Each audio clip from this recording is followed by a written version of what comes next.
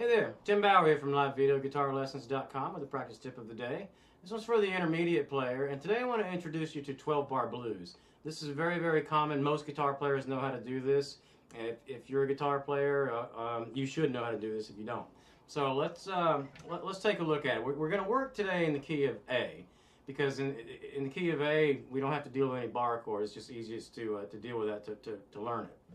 Okay, so 12-bar blues progressions, what bar means, it's a synonym for measure. So what it means, it's a pattern that takes up 12 measures. And it looks a little something like this when you write it down. For the key of A, get that where you see it. You see I have four measures of A, and then followed by 2 measures of D, and then two more measures of A, 1 measure of E, 1 measure of D, 1 measure of A, and lastly 1 measure of E, and then the whole thing just loops around. All right, so these are commonly 1-4-5 patterns, and I'm going to shoot another video covering more of this. But what that means, if I take an A scale and plot out the notes in it, whatever key you're in, we're in the key of A. So A would be 1, because that's our root note, and the 4th note of an A scale is D, so that's our 4, and the 5th note of an A scale is E. That's 5, so that's what 1-4-5 means for that. All right, so when you're playing these patterns, you're doing something called a shuffle beat, and we're not really even doing full chords here. We're just playing intervals. All right, so to get the rhythm down, my A, I'm going to use that root note, and I'm going to use this E. That's my 5th. And don't get that confused with the chords. This is a component of the song. So this is a 5th interval to make this a chord. It's not the full chord, it's only part of it. So I'm going to call this 5, and the next part of that, the movement within that is a 6th interval. So I'm going to call that 6. So it's my A note and my F sharp note over here.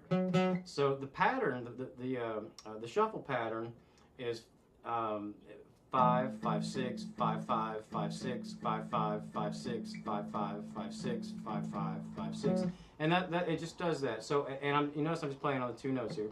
When I change to D, I change to my D note for my D string for my root note, and I pull this down to the A here on the 3rd string, and that's 5, 5, 5, 6, 5, 5, 5, 6, 5, 5. And when I go to E, I'm going to go to my E string for my root note, and that's my 5. I'm going to hold this B note here, so E and B is a 5th.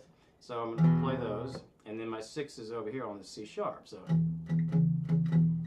okay, so let's put all that together. That's all the motion that's going on most of the time. You can do a lot of stuff with this, but for the basics, I just want to just kind of cover that. And by the way, there are lots of different patterns for that. The one I showed you is one of the most common, and probably the easiest to deal with when you start.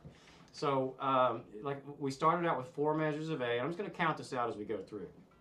All right, so we're just going to do here. So, 1, 2, 3, 4, 2, 2, 3, 4, 3, 2, 3, 4, 4, 2, 3. Change to D. 2 measures of that. 2, 3, 4, 2, 2, 3, 4. Back to A. 2, 3, 4, 1, 2, 3. Measure of E. 1, 2, 3. Measure of D. 1, 2, 3, 4. Measure of A. 2, 3. Measure of E, and then I'm going to play that again without talking, but that was 12 measures. All right, so.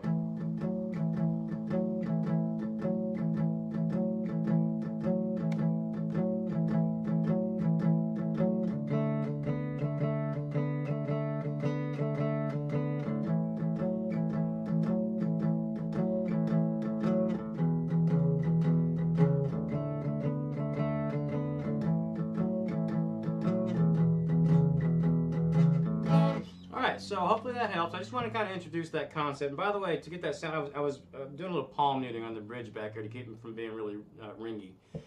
So anyway, thanks for tuning in for this practice tip. Tune in again tomorrow for another one, and I will see you soon. Thanks a lot.